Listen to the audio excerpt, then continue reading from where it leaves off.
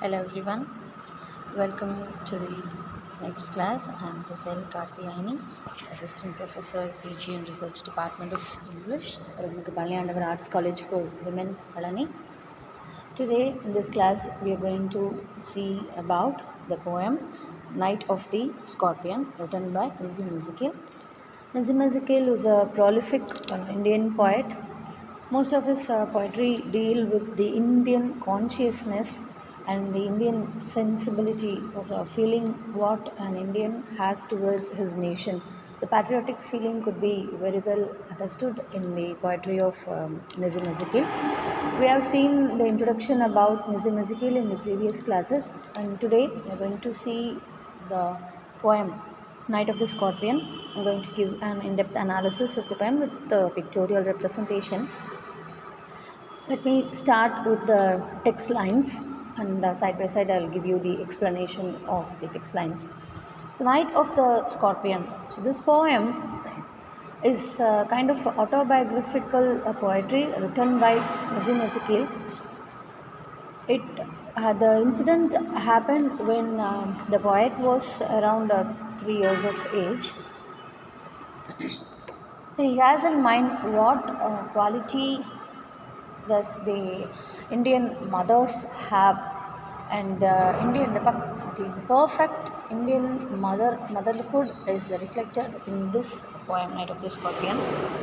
I remember the night my mother was stung by a scorpion. So he begins the poem like this: I remember the night my mother was stung by a scorpion. So it was night time, and everyone was in the house sleeping. They have a deep sleep, and at that time, a scorpion stung the poet's mother in the toe. 10 hours of steady rain had driven him to crawl beneath a sack of rice. So there was a heavy, continuous rain for nearly 10 hours, and naturally, when there is rainy season, many small creatures crawl and come into our houses. And particularly in villages, it is very common because the villages have proper roads, and that too before 20 or 30 years ago there are only mud roads, and even the houses would also be built by using mud walls only, and the roof will be thatched by the dry coconut leaves or palm leaves, etc. And a hut only, there will be, we can see maximum huts only, and there will be no concrete bungalows or very grand palaces. Any one or two only we can see in village.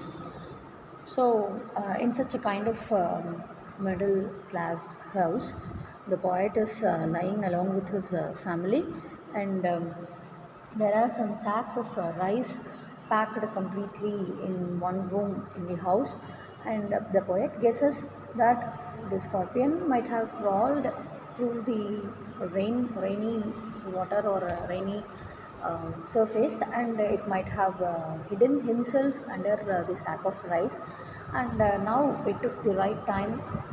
It might have ventured to go out of the house, and by its way the mother was lying, and it have uh, stung his mother. So, parting with his poison flash of diabolic tail in the dark room, he risked the rain again. So, parting with his poison flash of diabolic tail. Di means two. So, it has a tail where there are two tongues. We can see a small division in the scorpion's tail.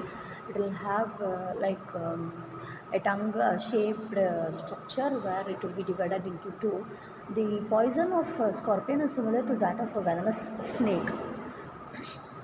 So the poison with the poisoned tail, it had crawled into this dark room because as there is continuous rainfall, there is no power facility over there, and it might have tried to go out, and on its way the mother's leg might have it would have touched the feet of the mother, and it has stung her toe.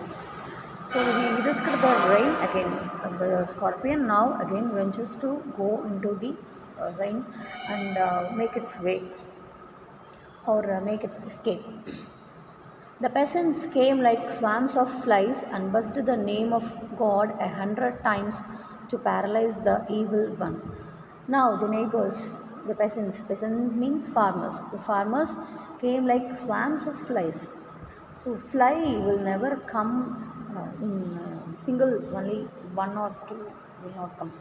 So you can see when even if a beehive is disturbed, uh, numerous bees come and sting the person or whoever is surrounded near the beehive. Similarly, even houseflies or mosquitoes, whatever it may be, we couldn't see in a single number. It will always be in crowds. So many peasants came over there with the lanterns and sticks in their hands to beat the scorpion and blessed the name of God 100 times to paralyze the evil one. So as they are not that much civilized, the people were trying to paralyze the scorpion. They consider them the scorpion as an evil one, and they try to paralyze it. They want the scorpion not to move from his place. So they are uttering the names of gods 100 or 1,000 times. With candles and with lanterns throwing giant scorpion shadows on the mud baked walls, they searched for him. He was not found. With candles and with lanterns, so some were carrying candles and some were carrying lanterns in their hands, and in one hand the lights were there, and the other hand carries some stick to beat the scorpion. The giant throwing the giant scorpion shadows on the mud baked walls. So now the poet hilariously comments that the here according to the small children like the poet and the siblings, these creatures or these peasants seem to be some giant scorpion, because the candles and lanterns give away some light, and out of this light the shadows could be seen on the walls, which resembles those giant scorpions are seen in the walls and the mud baked walls. So as I said earlier, as most of the houses in the villages are constructed only using mud, in the walls they were searching for the scorpion, and he was not found. The scorpion was not found anywhere. They clicked their tongues. So they started clicking their tongues, or they were regretting for they have missed the scorpion. With every with every movement that the scorpion made, his poison moved in the mother's blood, they said. So from here the supernatural belief started coming out from the peasants. They start saying that with every we should at once we should make the scorpion paralyzed, and it should not move anywhere, because with every movement the scorpion takes, so as the scorpion takes each step, the blood the poison in the blood will naturally move to her head. So this was one ridiculous belief the peasants used to tell. And some people say, may he sit still, they said. May the sins of your previous birth be burned away tonight, they said. May the scorpion be wherever it is. So don't bother about that. But it is an evil creature and it has stung you. So the people convinces the mother, saying that the scorpion is an evil creature and it has stung you, and don't worry or don't bother about what has happened to you, because all your the sins of your previous birth will be washed away by this simple sting, some people say. And some others say, may your suffering decrease the misfortunes of your next birth. So previous, it is past tense, they have recreated the past, and they didn't enjoy the moments in the present. They were continuously blabbering about the previous birth and the next birth. They are saying, some people say to the boy's mother that because of the sting of scorpion, may the sufferings of your next birth be diminished. But we don't know whether it is possible or not. May the sum of all evil balanced in this unreal world against the sum of good become diminished by your pain. So, some people comment that there will be a count of good and bad what we do in this world. So, the sum means total. You might have done many evils in this unreal world, and you might have done some good things also. So let us calculate the good and bad, and let the bad be diminished by your pain. As your pain increases, let your bad incidents might be diminished. So this is one idea by a group of people. May the poison purify your flesh of desire and your spirit of ambition, they said, and they sat around on the floor with my mother in the center.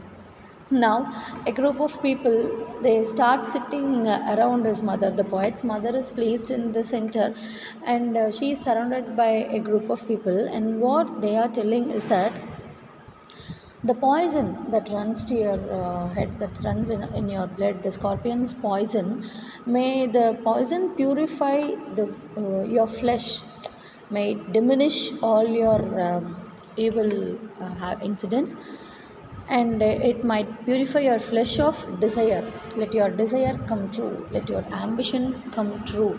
So they were sitting around the poet's mother, and they were convincing her. Now, with the poet's mother in the center and many people are surrounded by her, the piece of understanding on each face. The poet couldn't understand what is happening there, but something is happening. It's going on. He could guess, and there is a kind of peace in each one's face. And as time passes by, more candles, more lanterns, and more neighbors. So some more people, they started entering his house. More insects and the endless rain. More insects as we keep our doors open during rain time. Many insects used to come inside the house, and the endless rain. So more and more and more, everything is more, and the rain is also more. The rain has never ended. My mother twisted through and through, groaning on a mat. Now the poet observes his mother. The mother is groaning with pain. She is moaning continuously because of the pain that is caused by the sting of the scorpion, and she starts twisting through and through over a mat in which she is laid. My father, skeptic, rationalist, trying every curse and blessing, powder, mixture, herb, and hybrid. So, to the contrary, the poet's father is a rationalist. He is a skeptic, and he doesn't have any idea related to these superstitious beliefs. And he is giving a treatment using some medicine. He tries some powder mixture, a kind of herbs which will be used to cure such poisonous stings, and he even poured a little paraffin upon the bitten toe and put a match to it. So he even tried to reduce the pain using a paraffin. I watched the flame feeding on my mother. Now the poet observes that the flame was caused because of the paraffin and the fire that the father created. And now the poet observes that the flame is feeding on his mother's toe. I watched the holy man perform his rites to tame the poison with an incantation. So now there is another holy man entering into his house, a priest. He tries to perform some religious rituals To tame the poison, uses some incantation. He recites some names of the gods, and he tells some mantras to tame the poison. After 20 hours, it lost its sting. So the total duration to convince the poet's mother is 20 hours. After 20 hours, the sting and the pain is being reduced, and now the mother is completely relieved. And what she utters is that my mother only said. So all these time, the mother didn't even utter a word. She was just moaning and groaning with pain. And at last, after her pain is completely reduced, she just says, "Thank God, the scorpion picked on me and spared my children." So this is the Indian motherhood. The Indianness could be very well observed here. It is very evident that the mother is thanking God that the scorpion had stung her and not the children. She imagines whether if the same scorpion had stung any of her children, what will be the pain and how would the children bear it. So she is very much contented that the scorpion just stung her and not her children, and she thanks God. And this is how the poem Night of the Scorpion ends. So let us discuss the themes and other features of the poem in the next class. Thank you.